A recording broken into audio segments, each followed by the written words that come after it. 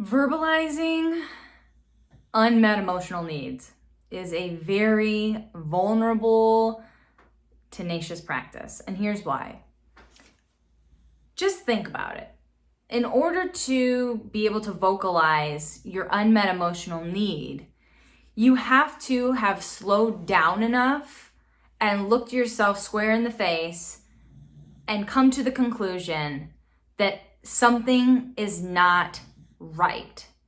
That you are not experiencing yourself, your relationship, your career in the way, shape, and form that you want to.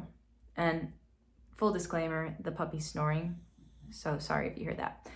But when it comes to this practice or this ability, I find that more people struggle to slow down and identify it than to rather actually do it.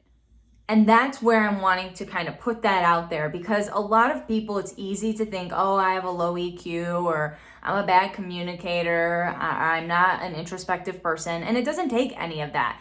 What it really takes is slowing down enough to truly, honestly check in with yourself on, am I happy in this moment? Am I satisfied? Am I being enriched? Am I being fulfilled? And if it's not, then getting clear on what is the disconnect?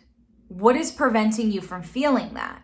And sometimes it's that you're eating shitty foods because you're on travel for work. Other times, maybe it's you are understaffed and scattered and struggling. Maybe in your own personal relationship, it's because you're not feeling like you're being prioritized over kids, pets, summer camps, leagues, you name it.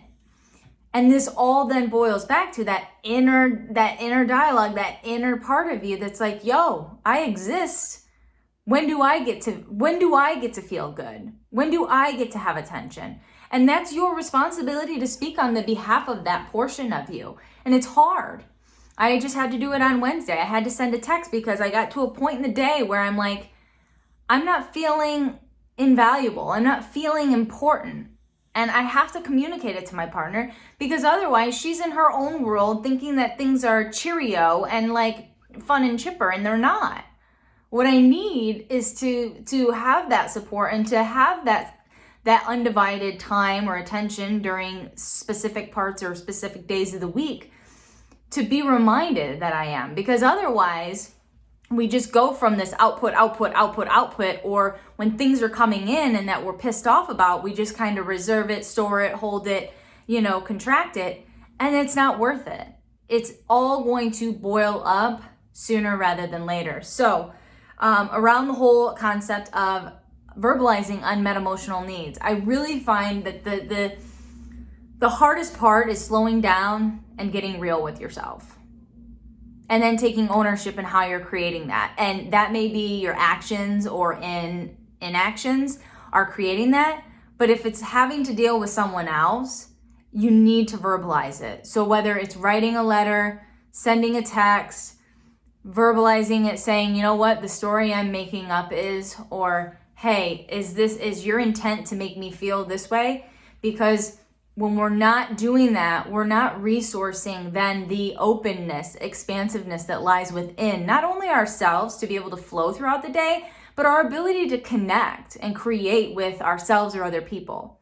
So if you're struggling with just having that unmet emotional need conversation, I would love to set up a strategy session to where we can kind of talk tactics, get through what's preventing you, holding you back.